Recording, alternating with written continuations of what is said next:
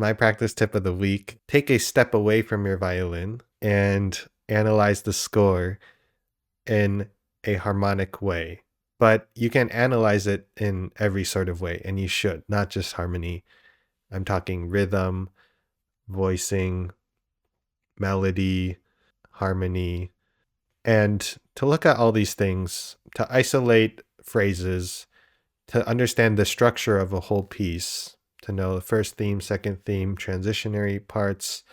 If it's a fugue, to know where the themes are, to take one phrase and to look at where the harmonies are the most tense, where you have diminished harmonies, dominant chords, you go to a interesting harmony that you didn't go to before, or if it's just sort of a passing harmony. Passing harmonies, you can kind of more or less just go along with the flow.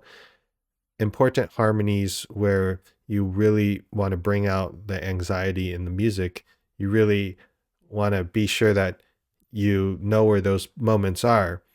And a lot of it comes naturally when you listen to a piece of music a lot. You naturally figure out where those moments are.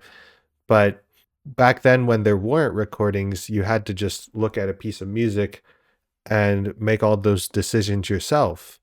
And so, what really are the clues that you have? Well, it's only what the composer wrote. And a big part of it is harmony. And obviously, the dynamics that the composer wrote, that it leaves a big mark. But some composers didn't write a lot of dynamics, such as Mozart.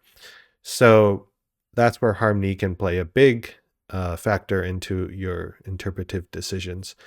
But I would just say, going along with episode one's practice tip of singing, not only just singing the music to understand how you want to phrase, but to analyze it a little bit from a technical perspective, harmonically, just understanding the big structure. The good thing about harmony is it's usually bigger structures, so it's not so much individual notes. When you analyze melody, that's when you go kind of zoom in a little bit. But with harmony, you zoom out and you look at the bigger picture. And harmony really defines music, it's the language of music. And harmony has a lot to do with color too. It's like a shade or a tone palette or a filter.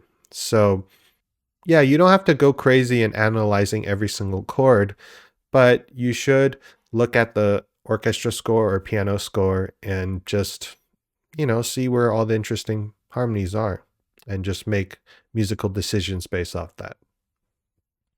hmm I think that's really, really powerful. Yeah, I think that score study is extremely important.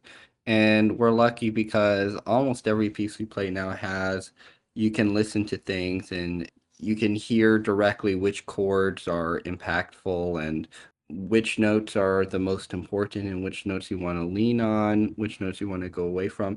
And the cool thing is when you find an important note that you want the phrase to lead to, you can choose how you want to phrase that note or chord or whatever.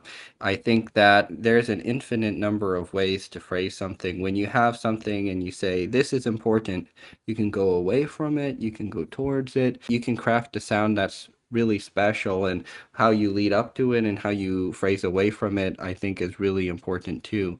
And that's why I think that although listening to recordings is great because it gives you a lot of inspiration, it's so important to spend time on your own exploring the type of sound you want to make. Of course, with every recording, there's merit to that, but I think that it's rare that you hear a recording, and even if you love it, you might not feel exactly the same way. I think it's probably likely that you feel a different way about certain things, and being able to express that using your technique is, I think that's really where music comes alive.